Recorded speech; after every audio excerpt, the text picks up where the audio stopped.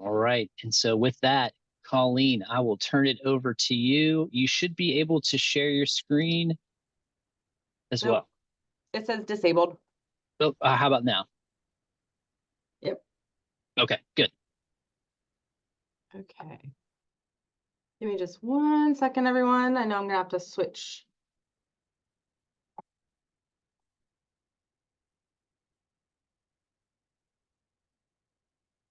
Okay, Looks great. thank you. So I cannot see the chat very well, so I'm sure if it's there, Jay will let me know. I guess to start, give me 1 second. There we go. Okay. So I am Dr. Colleen Lillard. I'm a clinical forensic psychologist at WVU Medicine in Morgantown. I conduct a number of parental fitness evaluations across the state. And so today I'd like to kind of talk to everybody about, what is a parental fitness evaluation? Why do they get requested? And kind of what should you look for in a parental fitness evaluation. So one thing we'll get to in just a little bit is that there's not a lot of regulations about parental fitness evaluations in the state. And so it leads to courts getting a lot of different types of evaluations. And sometimes it's hard to know, is this helpful? Is it not helpful? And so I'm hoping today to give you some information so that you can be more prepared when you request or receive a parental fitness evaluation, that it can kind of help you and guide you in your work. But one thing I wanted to start with is kind of get an idea of the type of work that everybody is doing here. I know a bunch of you, I saw a few messages in the chat. I guess, could you guys put in the chat quickly whether you are working with CPS or you're in the court system or different provider groups maybe, to kind of give me an idea of who all is here today and will help me focus on what to talk about and what I can skip over.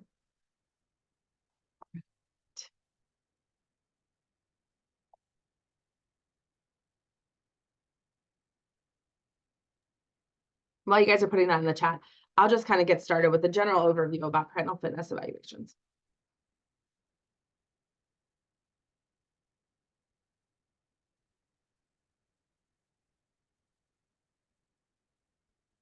Wonderful. Thanks, everyone. So in general, what is a parental fitness evaluation? So a parental fitness evaluation, it is a specific type of forensic evaluation. When we're talking about forensic evaluations, we're talking about evaluations in which the court is asking for answers or guidance to a psycho-legal question by a mental health professional. So when we're thinking about forensic evaluations in the state of West Virginia, those are often thought about in terms of criminal evaluations. For example, criminal evaluations for competency to stand trial or dangerousness risk assessment or criminal responsibility evaluations. And the people who conduct forensic evaluations in West Virginia are often psychologists or psychiatrists that have special training in these types of evaluations. There are some social work or licensed professional counselors conducting some of these evaluations as well, but it's primarily going to be master's and doctoral level psychologists and forensic psychiatrists conducting these evaluations. And so it's a type of forensic evaluation, and it's used to help the courts understand the current and potential future. So we are looking at how this parent is functioning right here and now, but also it's sort of a risk assessment in terms of what are we looking in the future? What are the potential future functional capabilities of the parent to meet the needs of that specific child? The evaluation is used to assess the relationship between the child and the parent. It's used to assess psychological and developmental needs of the child and to provide specific recommendations for intervention. Right. Thank you, everybody, for responding. That's really helpful to see kind of where we are and what level of knowledge we're already coming in here with. A couple things to keep in mind so that we're using language that everybody is understanding. And that is that we say the following phrases. We say parental fitness, we say parental capacity, we say sometimes people will say competency to parent, adequacy, parental adequacy to parent. All of those are words that we're using interchangeably. And it's basically they're all used interchangeably to discuss whether or not a parent has the functional capabilities, the functional capacity to ensure that they're meeting their needs of their child and that their child and we're often asked the question of what is the likelihood that the parent will engage in abusive or neglectful behavior in the future.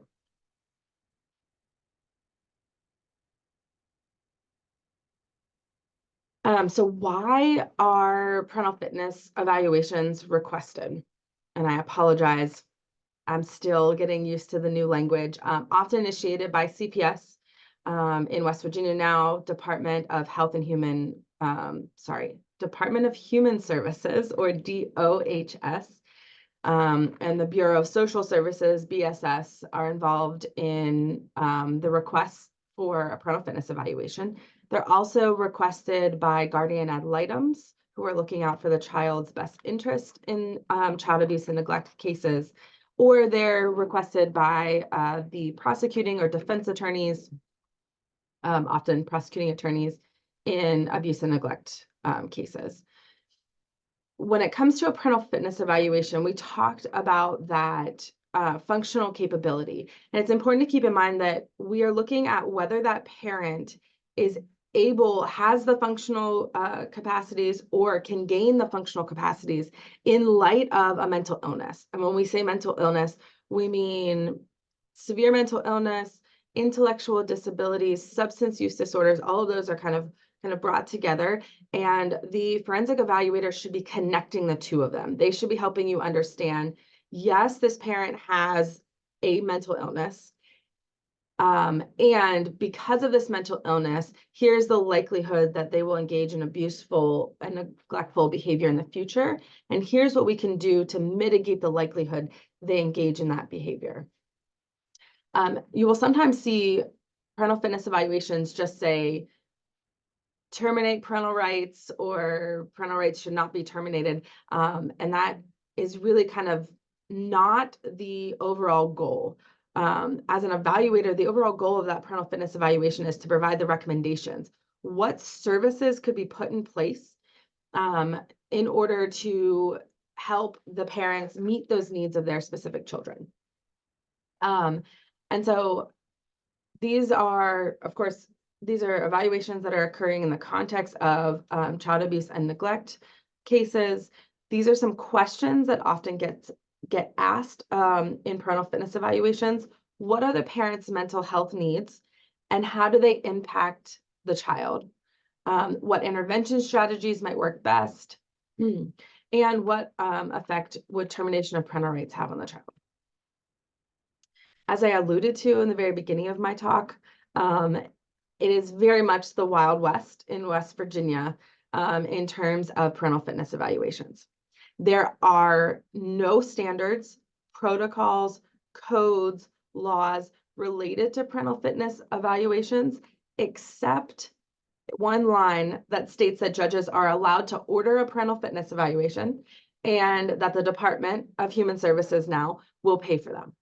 So as far as guidelines and recommendations in the state of West Virginia right now, that is it. Judges are allowed to order them, and the department will pay for them. It does not specify what is a parental fitness evaluation. It doesn't specify who can conduct those evaluations, what they should look like, and it doesn't offer any oversight over the quality of those evaluations. Which is where I think talks like these are helpful, because with very little regulations, everybody kind of does their own thing when it comes to them. Judges are requesting them for a variety of reasons that isn't always made clear to evaluators, and evaluators are using their best judgment and conducting these evaluations, but they lack the guidance that many other types of forensic evaluations have across the state of West Virginia. So keep that in mind, and hopefully you'll have some more information about what a what the research and the literature says a good parental fitness evaluation would look like. So first, who can receive a parental fitness evaluation? These are for parents that are at risk for child maltreatment or who have had substantiated child maltreatment. Oftentimes we're getting these cases as part of improvement plans with substantiated child maltreatment. And the questions again, what is the likelihood the child will experience abuse and neglect in the future if the parents' mental health needs aren't managed?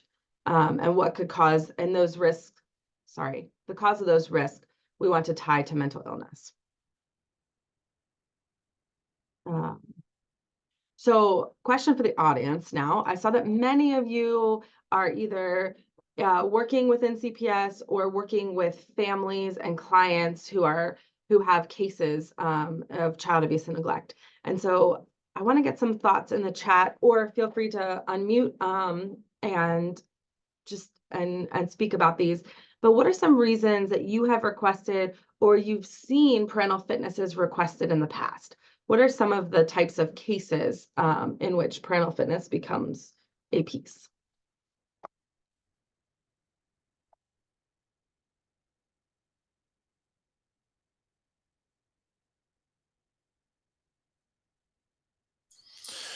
Colleen, all the ones I've ever done have all been based on, like you said, like part of an improvement plan as we're heading towards, a dispositional hearing, or after parents already been adjudicated, or um, something like that. So it's always been in that kind of context for me. Thanks, Joshua. Yes. So oftentimes there's part of an improvement plan, or you're getting towards the end and you've really got to make a decision. Teresa in the chat mentioned a child that was removed from the home because of abuse and neglect. That is often, yes, most often the children are not with the parents when we're getting a parental fitness. Going back to Joshua's comment for a second, I do find it interesting that oftentimes the courts want a parental fitness evaluation during the improvement period, but kind of towards the end of that improvement period to kind of make a final decision. But I would argue as an evaluator that the earlier you request that parental fitness evaluation, the more beneficial it is to help both the children and the parents. Because that strong parental fitness evaluation should provide you with recommendations of the services that the parents need in order to safely parent their child in the future. And so if we're waiting all the way to the end, I know West Virginia you have a very short period of time with these cases and these parents before termination of parental rights is being considered. And if we wait too long in that process, then the recommendations, there's not a chance to implement the recommendations given by the evaluator, which kind of limits the usefulness of that evaluation. I'm looking into the chat here.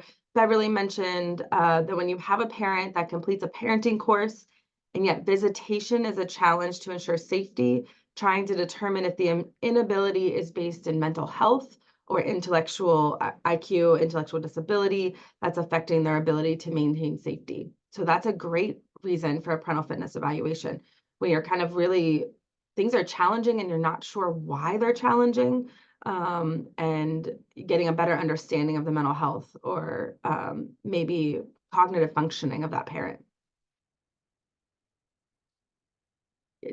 Joshua also mentioned in the chat here that he agrees that sometimes those evaluations we get are done way too late.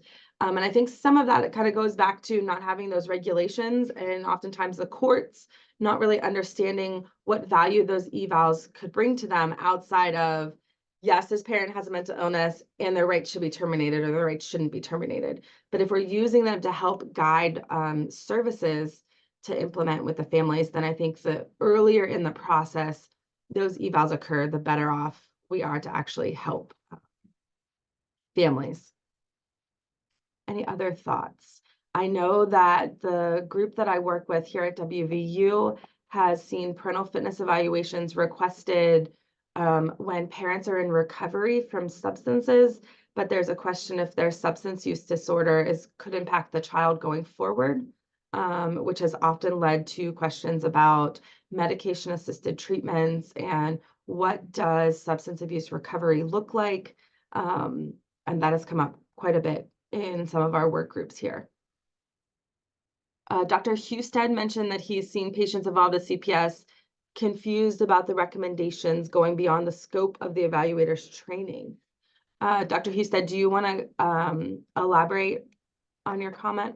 Yeah, so it's interesting because again, we're generally not requesting them, but we will get to view them. It's often been in people and say like our intensive outpatient program are involved in CPS, but just some of the evaluations have been very strange where they've made, very explicit medical recommendations like this person should stop being on this medicine or they should be on that medicine when the evaluator has no medical training whatsoever. So there's been some bizarre ones like that. Like, how can you comment on that when you have no medical training? So. Yeah, so Dr. Husted brings up a good point that, I would say the majority of parental fitness evaluations are conducted by psychologists or mental health providers, but not from psychiatrists or medical doctors who can prescribe medications. And so there is a fine line that gets walked between making recommendations that might be helpful to the court and staying within the scope of your practice. And Dr. Husted, in that same kind of idea, we're now seeing the courts asking for psychiatric evaluations instead of parental fitness evaluations, because they've had a parental fitness evaluation that rather than commenting on medication has now said, I think this patient needs a psychiatric evaluation to determine medication management of their symptoms.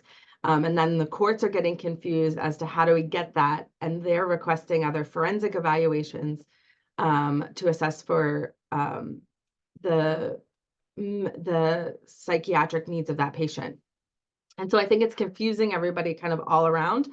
And I would encourage you to ask the evaluator what they mean by a psychiatric evaluation, because as an evaluator, when I say that this patient needs a psychiatric evaluation, I'm saying, it's possible that this patient could benefit from medications for their mental illness.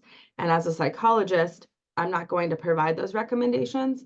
So please seek psychiatric services as it relates to medication management and diagnosis of their mental health problems. And Colleen, it might be worth saying like forensic psychiatrists do not treat patients as well. So, don't often. Yeah. They typically don't, but yeah, they that could be difficult if they kind of expect a forensic psych evaluation, but the whole idea is that you're not really treating the patient.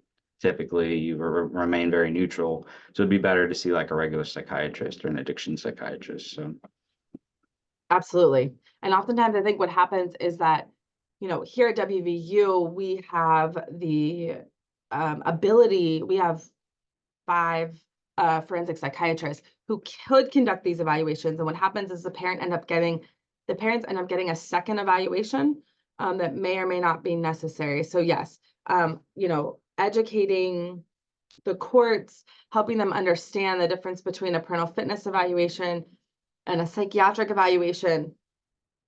And then oftentimes when we're mentioning psychiatric evaluations, we're meaning to evaluate and provide medication management of that patient. And I would encourage any of the workers here, to letting the courts and the guardian ad litems know that they can call that evaluator to the stand and have them answer these questions. What did you mean when you said the person needs a psychiatric evaluation? Do they need a whole nother forensic evaluation, or are we looking for somebody that can provide the services?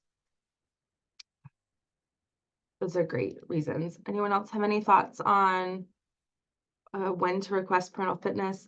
In my experience, I get requests for parental fitness evaluations if there's significant concerns about cognitive abilities of a parent. I've seen parental fitnesses requested because a parent is very maybe young and immature and they want to know if there's any recommendations needed. I've also received them when the parent is has a very severe mental illness such as schizophrenia or schizoaffective disorder, and they want to know how that illness would affect parenting.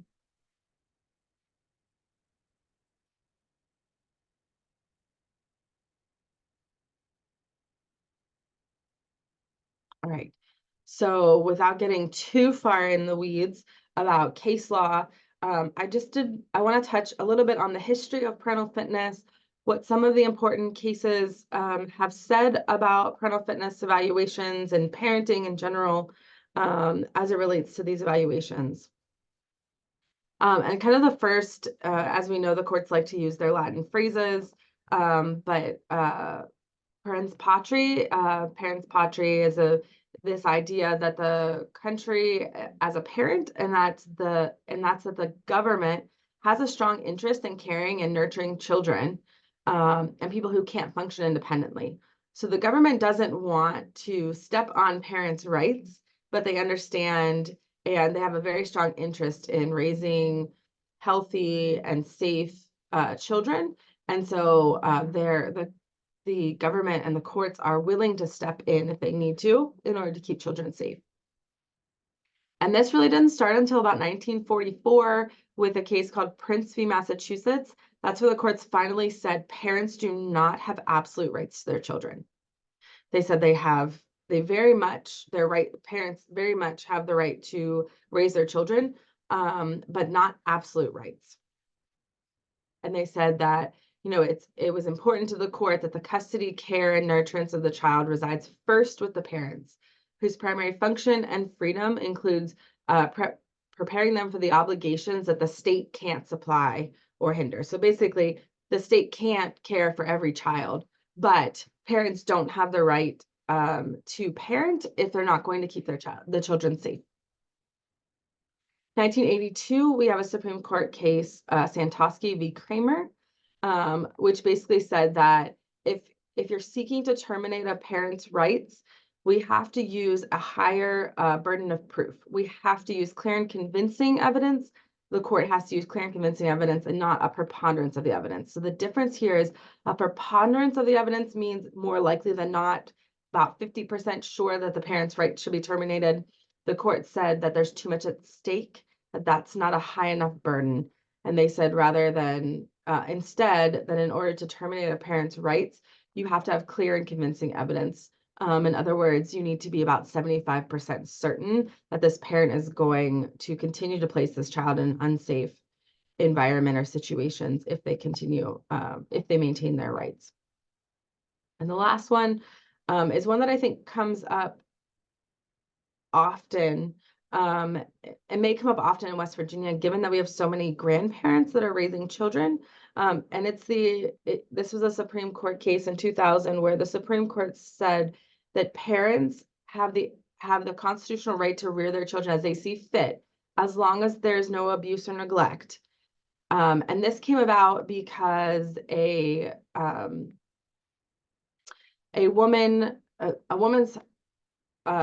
father of these children passed away, and the paternal grandparents of the children wanted to raise the child after the father passed away and wanted the child to be raised in, say, California, and the mother wanted to move to another state, say Pennsylvania. And the Supreme Court came out and said that if the mother is fit to parent and there is no abuse and neglect, that she has a right to raise them how she sees fit. She has the right to move to Pennsylvania from California. And that the grandparents' rights don't supersede that of the parents. I won't spend too long on this, but I wanted to just touch on the different types of child maltreatment that are being considered and are pieces of these parental fitness evaluations. So we have physical abuse, which is the non-accidental physical injury of a child. We have child neglect. That is often what the charges are when I know I'm seeing parental fitness evaluations. It's the deprivation of food, clothing, shelter, or medical care. This can also be educational neglect. It's often a question of neglect when it comes to these parental fitnesses. Child endangerment. We also have emotional abuse and sexual abuse and exploitation. So what makes a good parental fitness evaluation? So this is kind of, what does the research say makes a good parental fitness evaluation? And I want to start by just a kind of a reminder that we need to consider cultural differences when we're thinking about these evaluations. We need to kind of take these families as they are. And that when you're looking at a parental fitness evaluation, it should not just be a psychological evaluation of the parent. It should not just focus on the parent's history and education and a bunch of psychological testing and provide a diagnosis at the end and use that to determine whether the parent is fit or not. That is not sufficient in a parental fitness evaluation. Instead, what that parental fitness evaluation should include is the parent's capabilities and deficits, both as a parent and in the parent-child relationship. And when we talk about how does a psychologist or a psychiatrist or a mental health provider talk about parents' capabilities and their deficits, their strengths and their weaknesses, we look to use a functional approach. So we should be focusing on the behaviors and the skills that the parent has or needs improvement on. And so coming from the research, they're saying what the caregiver understands, believes, knows, does, and is capable of doing as it relates to child rearing. So a strong parental fitness evaluation should have assessed and talk about these behaviors and skills that the parent has or doesn't have. For example, there may be sections at the end of the report that breaks down different functional abilities of the parent. It may talk about, financial stability. It may talk about shelter and emergency management. Does the parent understand what temperature, as functional as, does a parent understand what temperature is a fever and what to do if their child has a fever and when to take the child to the doctor versus urgent care versus the emergency department? Does a parent know CPR? Does a parent have the right other smoke detectors in the house? These are just some of the functional questions that we're asking and really trying to get an idea of what does the caregiver understand about safety and emergency management and child rearing? What do they believe and what are they capable of doing? So maybe they don't have all of this information, but are they in a place, are they able to learn what they need to learn? So if this evaluation is done early, it should be able to help, it should be able to help with the parenting classes. Here are some areas that this parent has some deficits that they really need to work on in those parenting classes. Or they may struggle in the parenting class because of their cognitive deficits. Here's how to discuss that information with this parent. Here's what the parent might need when it comes to those classes. And the other important thing to keep in mind with a parental fitness evaluation, and we'll talk a little bit about why parental fitness and child custody evaluations are distinctly different types of evaluations. But it's important to remember with parental fitness evaluations, and this evaluators often need reminding of this, that parental fitness evaluations are supposed to be considering minimal parenting standards, which means, although there's not very clear definitions of it, we are looking at kind of a bottom baseline threshold, the minimum parenting standard in which a child is safe, healthy, not abused and neglected. We are not trying to assess whether these parents are good parents, excellent parents, the strongest parents for the child. Our job is to assess, is mental health symptoms interfering with this parent's ability to meet a minimum threshold of parenting? So we shouldn't be comparing these parents to very, very high standards, but we've got to find a way to understand what is the kind of bottom threshold for parenting, and can this parent be above that threshold?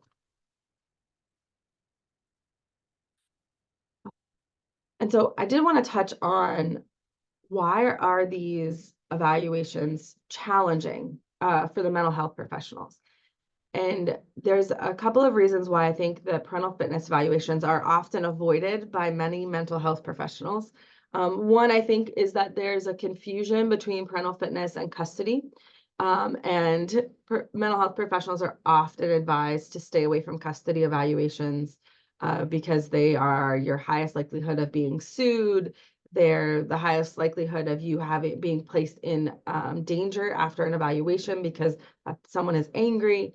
And I think people get parental fitness and child custody confused. The other hard part is that we're being asked by the courts to predict a parent's future behavior, which is very challenging to do, especially if we're looking we're looking very far into the future. When it comes to like dangerousness risk assessments, on the criminal side of forensic evaluations, we're pretty good about talking about risk for the next 6 months. But once you get past really a year, it's hard to predict future behavior. We can say, here is the likelihood, here is what behavior I think they're likely to engage in the future, and here's how we can mitigate or lower the risk that happens. But predicting the future and future behavior is really challenging. There's no clear definitions, there's no clear guidelines or requirements in parental fitness evaluations in West Virginia, which makes them difficult. It's difficult for evaluators because there's a risk of quote unquote being wrong. There's a risk of making a judgment or a statement about parents that have lifetime consequences. And I think evaluators sometimes fear making the wrong decision. And the reason I think evaluators fear making that wrong decision is because the courts often want us to give what we call in the field the ultimate opinion. Oftentimes, the courts want us to say, yes, this person can safely parent, or no, their rights should be terminated. And having or feeling pressured to give that decision is often very challenging to evaluators. And it's honestly not the most helpful way to view these evaluations. Rather, my experience has kind of taught me that the best thing I can do is to provide, here are my concerns about this person's functional abilities as a parent. And here's the resources and services that, if put into place, could mitigate or lower those concerns. So this comes kind of straight out of a textbook, but it looks at the steps of conducting a parental fitness evaluation and some of the common obstacles that evaluators encounter. And so it starts at the very beginning. It starts with that court order that the evaluator receives requesting that evaluation. Oftentimes that court order is not very specific. Like I was mentioning before, it may say a psychiatric evaluation. And oftentimes evaluators don't go back to clarify, although they should clarify exactly what is the court looking for, what information would be most helpful to the court in this case. The next step for an evaluator is to review background information. This has come up a time or two. There are certain counties in the state where the prosecuting attorneys don't wish to provide evaluators with many records of the families. And I challenge that. I think that the more records that an evaluator can get, the stronger their evaluation can be. The evaluations are much stronger when they can come from different sources of information. If the parental fitness evaluation is simply the parent's report of their behavior, that only provides, a small sliver of the information. Now, if instead I have the parents' report of their behavior, I have the CPS investigations, I have the service providers, I have the information about how they're doing in parenting classes, what information are they obtaining and not obtaining. If I have visitation records, if I can talk with the guardian ad litem and the prosecutor and the defense attorney, if I can get previous mental health records from the past, if I can see previous CPS investigations on the family, all of that is data that helps the evaluator put this information into context. And it helps you be able to look at what the parent has told the evaluator versus all of the records that we have. And where do we find the kind of truth the best we can between all of these different documentations. So as CPS, as many of you are in CPS or even as service providers, if you're able to provide records, of course, we know that you might need court orders or you may need releases of information, but if you can provide or speak with evaluators about these families, it can be extremely helpful. As the evaluator is reading the referral question, reviewing background records, they start to begin to conceptualize this idea of the parent and child fit, which we'll talk about in further slides. But the obstacles we often face is if the information about the child or the parent is really vague, that can be difficult to do. So it is also sometimes helpful. Sometimes when I'm doing these evaluations, I'll receive birth to 3 records on the child or primary care pediatrician records for the child. And that's helpful because it lets me know developmentally, what does this child need? Do they have extra or special needs? Do they have areas that are going to make parenting easier or more challenging? And how does that fit with the functional abilities of that parent? Because it's not just about the parent's mental health, but it's the parent's mental health as it relates to the specific needs of the child in question or the children in question. And then based on all that information, the evaluator begins to develop kind of this assessment agenda. And so that may include, other contacts we need to make, other records we need to gather, what types of psychological testing should we be getting. You don't always have to do the same psychological testing battery for every case, although that often happens in these evaluations. Then the evaluator begins the assessment process. They interview the parent, and some of the obstacles is that maybe the parent isn't cooperative, maybe they're not fully honest or truthful. We may administer psychological tests or inventories. Sometimes those measures aren't available. Maybe the norms don't fit with the clients that we're seeing. Sometimes the parents aren't cooperative with testing. They talk about observing parent-child interactions. For me as an evaluator, this has been something that has just I've not been able to accomplish in a timely fashion for the courts, mostly because these parental fitness evaluations are occurring after the child has been removed from the families. And so often it's not feasible to see the parent and child interacting, which is why providing the documents for visitations is extremely helpful, because those documents often detail it in a lot of detail, provide information like the parent came prepared with a snack. They engaged in this kind of play with the child got upset, and here's how the parent reacted. I've seen parental fitness ones where there's been a visitation and the parent put the child, a very young child, on a changing table and they walked away. And having that information was extremely important when I'm talking about what does this parent need in order to move forward. They talk about administering child measures. I have rarely had access to the child nor felt it necessary to involve a child in these parental fitness evaluations. And then after that, the evaluator is going to review and interpret that assessment data. They're going to take the interview, they're going to take the records, they're going to take the testing, and they're going to kind of put it all together, looking for any gaps, still kind of building this framework or understanding of the parent and the parent and child interaction. And they're going to construct a report that responds to the specific referral questions that come from that initial order. So the more specific the questions initially, hopefully that corresponds to a stronger report and recommendation section. So there is a question in the chat, Colleen. Danielle asked, given that there aren't a lot of parameters or specifications around these evaluations, is there any movement towards having things be more defined?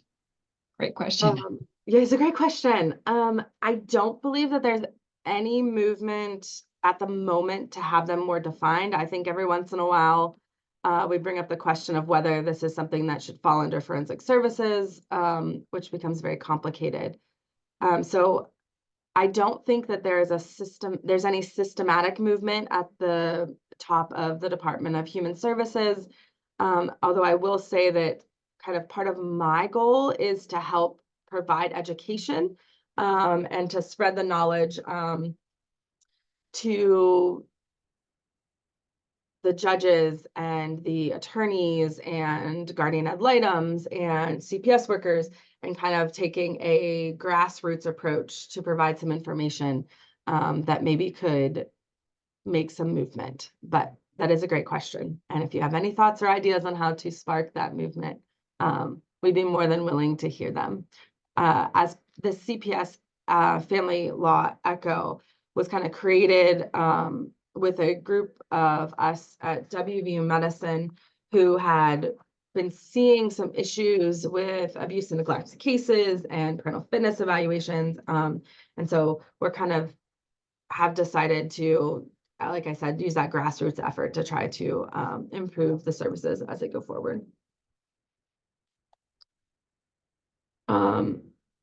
This is a lot of information on this slide, and I know Jay will provide you with the slides at the end of this, so I'm not going to go through piece by piece of this information, but I do want you to see that this is what the research and the literature is saying that a strong evaluation of parental fitness should be considering. These are the areas of interview. And so you can imagine that this probably takes a significant amount of time for an evaluator to go through. And so we are looking, one, we want to talk to the parent about the allegations of child abuse and neglect. And that's important for the evaluator to compare the parent's version versus the official version versus any law enforcement version, to kind of come to an understanding. And it, you know, a lot of that leads to, is the parent taking any responsibility for these behaviors?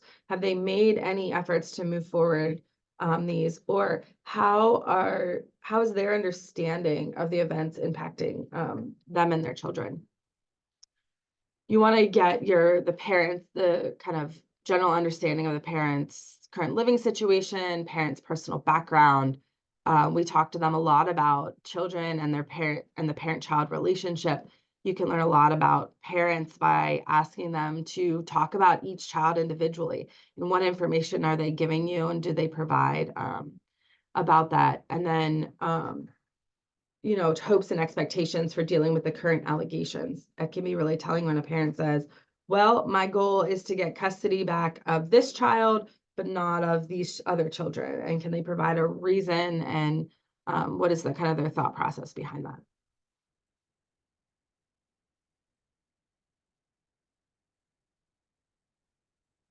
So this is kind of helpful to understand that parent-child fit that I was talking about. And so we're not just looking at the parent's mental health, but we've got to look at the parent and the child. And if there's more than one child, this parent-child fit differs for each kid. There may be a child that is just easy to parent. Maybe the child's temperament, because of the child's temperament or the lack of extra needs, they're just there's just easier, there's a better fit. And for some, it's that these parents' mental health needs don't allow them to fit with the child's needs. And so this can talk about, you know, examples of the functioning parenting skills for physical care of the child. Does the parent provide regular nutritious meals? Do they know what that means? Can they protect the home from hazards? Do they take the child for immunization? So we ask the parent about immunizations. Why are they important? What immunizations has your child had? And then we're also reviewing the records from the pediatrician that's telling us what immunizations this child has had. And they talk about here also examples of the deficits that parents may have. So maybe the parent is diluting the formula, the infant's formula with water, or they're leaving the child unsupervised. So you can see where what the skills that we're looking for are and what the deficits are in each of these areas. So physical care of the child, the cognitive care of the child, social emotional care of the child. And then they talk about, they also talk about areas of competence, and this is in the parent's competence related to parenting. And so what is the parent's social and emotional competence? What is their parent's cognitive competence? What is the parent's competence in their own physical and health and self-care needs? And these can give you, you know, lots of ideas for recommendations and treatment recommendations going forward. So a couple of factors that can affect the fit between a child's needs and the parent's caregiving capabilities could include maybe the child's developmental stage and whether the child has any special needs or delays.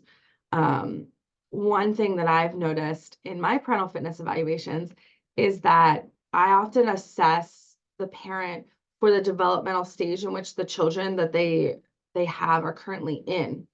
And then sometimes, you know, if all the children are school age or preschool, toddler, school age, I have at times not asked all the questions about parenting an infant, thinking, oh, the parents are past that stage. And that's definitely come back in a negative way for me when I find out after I finish the evaluation that the parent is pregnant, and now the court wants to know, can they parent this infant? So it is important to understand their current specific child's developmental stages, but it's also important to kind of understand their ability to parent at all the different developmental stages that they're going to need. The parent's ability not only to meet the specific child's needs, but the parent's abilities to meet their own needs. So that's why that table on the last slide talks about the parent's competence of themselves, but also of the child's needs. And then lastly, the role of different things such as culture, SES, social economic status, frequency of contact with the child, interpersonal stressors all have on that parent's functional skills. It may be something where an evaluator might say, this individual does not have a strong support system. A strong support system would help them manage these interpersonal stressors, which would help them move forward. But at the moment, that support system doesn't exist, and that support system doesn't exist, then we need to follow these procedures in order to mitigate risk. I want to touch just on a few other things before I open everything up to questions. And so these are some risk and protective factors for child maltreatment using kind of a socio-ecological model. So we're looking at different levels. If you think about circles that are within each other, you know, starting at the individual level, then the interpersonal level, then the community level, and then society's level. What can we do at these different places in time? And so risk factors at the individual level, we know that the younger a child is, the more vulnerable they are to maltreatment. And that children with special healthcare needs or disabilities are also very vulnerable to maltreatment. But protective factors at the individual level are things like self-regulation skills, social competence, adaptive functioning. At an interpersonal level, you're looking at risk factors such as poverty and financial hardships, material hardships, parents' mental health, parents' substance abuse, parents' interpersonal violence. Community level, neighborhood crime, violence, kind of concentrated disadvantage. I think here they're talking about things like food deserts, and is it really challenging to get high quality nutritional food for the family? And at a society level, what can we do as far as policies and trends to reduce these risk factors for child maltreatment, or how are our economic policies making it harder for parents to care for their children safely? And how does that increase child maltreatment? And things that we know protect children. We know paid parental leave, paid parental level. Oh, sorry. Parents' income is a protective factor. Higher the income, the less likely the child will be maltreated. We know that if we give more income tax credits, putting cash money in parents' hands lowers rates of child maltreatment. Cash money in parents' hands. Increasing a minimum wage, again, cash in parents' hands lowers at a society level, at a public health model level, lowers child maltreatment. And less restrictions on welfare benefits lowers child maltreatment. So you can look at some of these and think about the state of West Virginia, some of the laws and regulations that we have that may be exacerbating our risk factors already for child maltreatment. And then I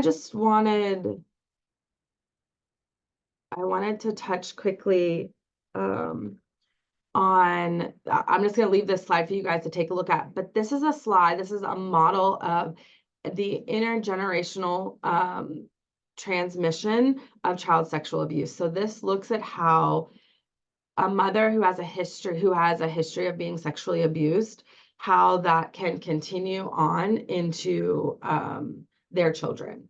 And so how do we get these families where the mother was sexually abused, the grandmother was sexually abused, the mother was sexually abused, and now the children are at risk of sexual abuse?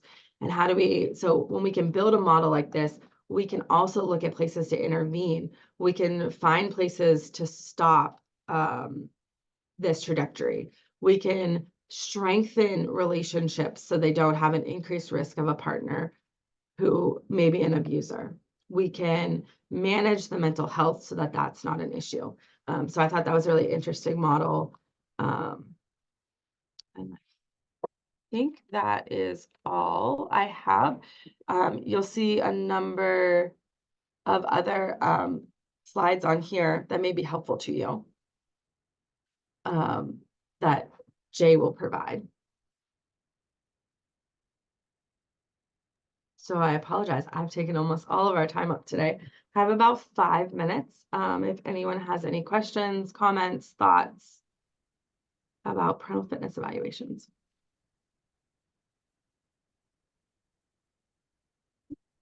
Feel free to put them in the chat or unmute. Thank you, Colleen. It's just a lot of information, right? There's just a lot of stuff to go over. So yes, we will provide the slides. You'll get the recording. So no worries if you feel like you couldn't take notes fast enough or something like that.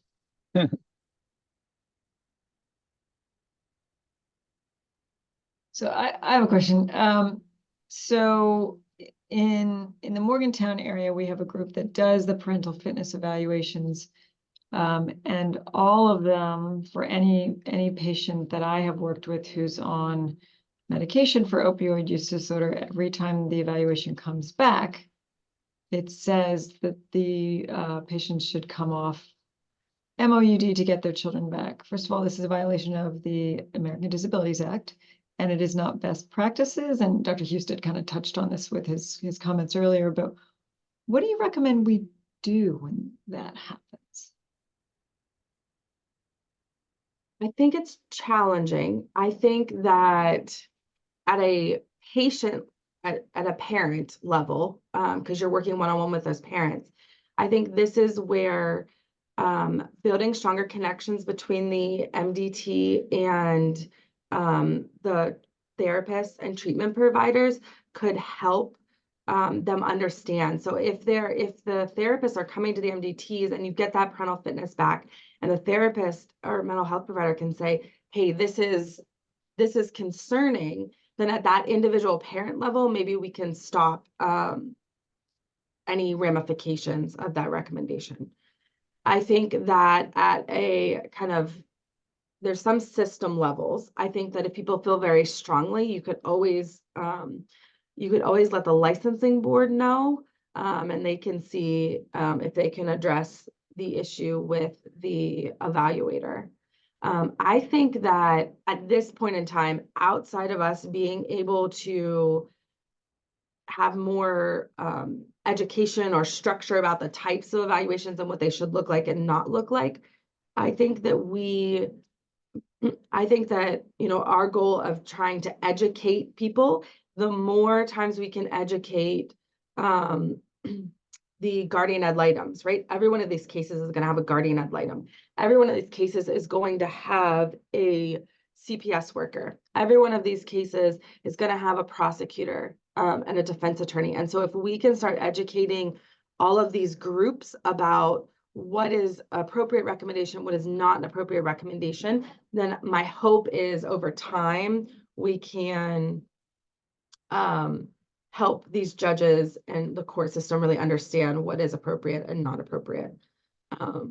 We had an election yesterday.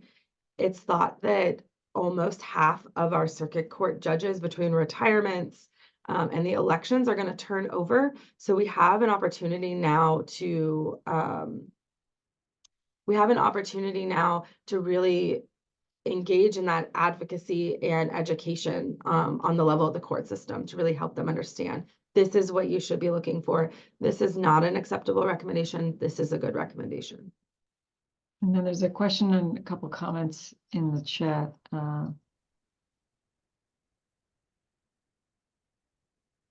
Okay, so the first one is, in my experience, has there been a time when the justice system has not acted in accordance with the evaluation? And if so, what was the reasoning or justification? So this is a great question, and it kind of brings up a point that I don't think many people are aware of. And it's that oftentimes the evaluators have no idea what happens after they submit that evaluation. We are not often called to testify, or there's a specific judge that will call me to testify and then never let me testify when I get to court. He says he doesn't need me, but he wants me in the courtroom. And so I have no idea what happens to those cases. Now, after doing this for a number of years, I'm getting repeat parents back where maybe I said, outside of all these recommendations, I'm not sure this parent can safely parent their one child. And now this parent has 3 kids. And so I might informally find out what has happened. But to be honest, I don't often, as an evaluator, I don't know what happens after my eval.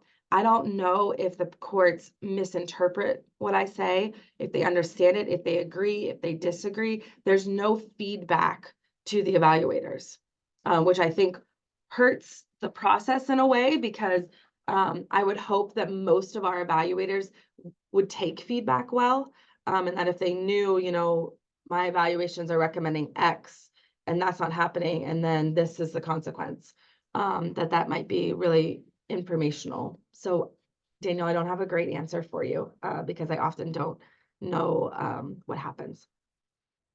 And then Julie mentioned, for educational purposes, if the child's caregivers refuse to undergo the examination, the court cannot hold them in contempt. Interesting. Nor can the court terminate parental rights because of such refusal. She's seen a lack of knowledge on this and wanted to share. That is very interesting. There's also something weird in the court rules about contempt. At least I know in forensic cases, sometimes to hold people in contempt, you actually have to hold a jury trial. And most courts are not going to be willing to have a jury trial on a contempt charge. And so contempt never happens anyways. But that is interesting that they can't, that rights can't be terminated simply for refusing the evaluation. Thank you. Any other thoughts or questions? I often tell parents when they come to the evaluations, they don't have to participate, but I'm court ordered to write a report. So if they don't participate, I write a report with only the information I have, which comes directly from CPS's case. And so if they want a more balanced look at things, then it's in their best interest to participate. Thanks, Laura. Yeah, I think we're 1 minute after here. So, and I see people are starting to hop off. Colleen, really appreciate your time. Really appreciate everybody's time in the group. Great questions in the chat and discussion. Really appreciate that. Again, you'll get all the information in the recap here later today.